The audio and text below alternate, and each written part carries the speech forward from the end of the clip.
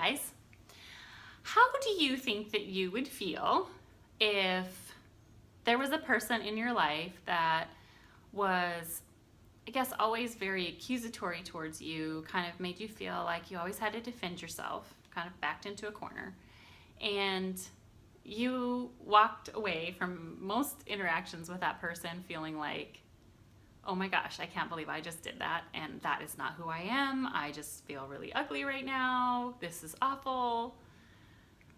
I just got an email from a young lady named Abby, and I'm super proud of her for the email because a lot of times when we are in a position that Abby is in, and I'll explain that in a second, it's really easy to put your head in the sand and pretend that this is really not a problem. And I'm just really proud of her because she's young. She's been dating a guy, we'll call him Zach, for a couple of years. And the way that she's explaining the relationship is Zach is very accusatory towards her. So if she maybe does something, he will flip it around where he has assigned motive to her that is inaccurate. He is attacking to her character. She always feels like she has to defend herself against things that are just absolutely not even true. And she's like, why don't you just ask me? Like, why don't you just ask me why I did whatever I did and just listen to the answer instead of just come out guns a-blazing attacking me? It also sounds like she is not free to talk with him about how she feels about things. She definitely doesn't share her goals for the future. He doesn't even know that she wants to go to college to be an attorney. And I was like, wow, she's keeping that to herself because she's going to have to go off to law school and she's afraid of how this is going to, affect her relationship with him. And, it's just really muddy. Sounds like that he is kind of vacillates between pouting, I guess silent treatment, and then the anger and the rage, and then he comes out and he accuses her of things of just weird stuff, and she's just like, "What are you talking about?" Like, ah. So she is wondering what she needs to do to fix this relationship. Well, I hate to tell you this, but probably nothing on your side, because what Zach is doing is he's controlling you. And the only way that this relationship is going to get better is by Zach doing his part. It sounds like you're the one that's carrying 90% of the emotional load of this relationship, and you're busy trying to make everything okay with Zach, all the while kind of dying inside, which isn't healthy, of course. I mean, but we don't realize that that's what's happening at the time, So for me to point that out to you, Abby, is probably a little bit like, wow, whoa, I mean, yeah, that is what's happening, but I wasn't able to see that myself. Been there. I totally get it. I had a person in my life that was like that. It was very horrible. And I walked around feeling like I was crazy. And it really was the other person. And it took me a long time to figure that out. And one of my friends actually said to me, she just said, "Teresa, it is not responsible for you to continue to be in a relationship where you are always backed into a corner and then it causes you to be ugly."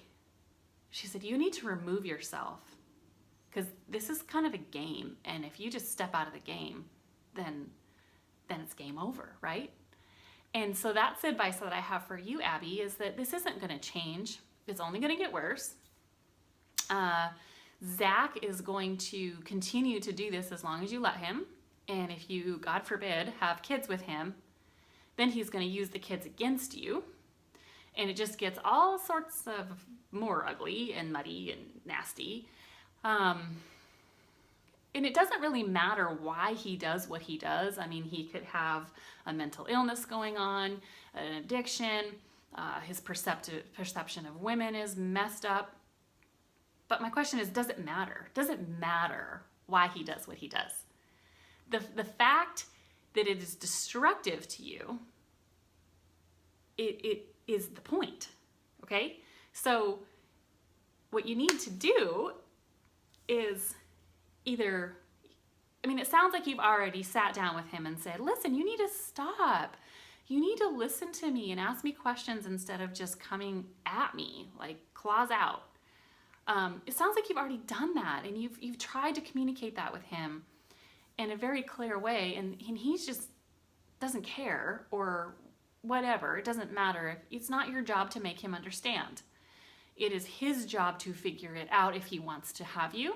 It is his job to do the hard work that it's going to take for him to be mentally healthy and to change his perspective of women if that's what's going on. It's not your job. So remove yourself from the environment. Tell him, listen, this relationship is so destructive to me. I feel ugly. I feel awful. I don't like this. It's yuck. I don't want you to text me, call me. I want you to take your things. I don't want any contact with you. This needs to stop, and it needs to stop now. Now, if this guy is kind of scary, then you might want to have friends around. So usually when someone else is around, they behave better. If you can have the discussion in a public place, that would be, great. If he has stuff at your place, though, maybe set up something where he can either pick it up from a friend so he doesn't have to come to your place. I don't know. But really, this is not going to get better. You have said in your email that you feel terrible around this guy. You feel awful when you know you're going to have to interact with him. When a text message goes off and you know it's from him, your stomach starts to hurt. I mean, you're telling me all these signs that this relationship needs to end like a long time ago.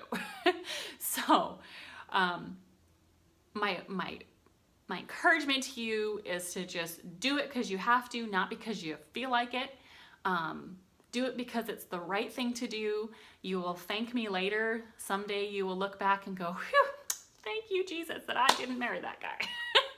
Because I'm just telling you, I have been in a relationship like that before, and it was unbelievably destructive, so painful. And it took me a while to figure out that no matter what I did, it wasn't going to change. So I am speaking from experience, girl. I mean, a lot of the stuff that I tell you comes from, my clients, but a lot of it comes from me too, and my own mistakes, my own failures. I'm first one to admit that, and that's why I'm trying to help you so that you don't turn into people that have had to deal with the yuck that I've had to deal with, and my friends and my clients. Okay, so I get the impression that you're quite young, and if you can fix this, get out of this now, so that you are not further broken, then you are much more able to be in a healthy relationship without sabotaging it somehow just because of the hurt you got going on. Oh my gosh, you'll be like millions of miles ahead, okay? So please let me know how it goes. Send me an email. Keep me in the loop. I really want to know. I hope that helps. If you are watching this video and you're kind of in a similar situation, please take my advice. Please take my advice. I promise you that you will thank me someday. Never has a person been grateful to have stayed in an abusive relationship. And Zach is an emotionally abusive person, and I know that's kind of fuzzy, but what he's got going on and how he treats her, sucky. No way. So anyway, I just love you all. Let me know how it goes, Abby. I'll talk to you later. Bye.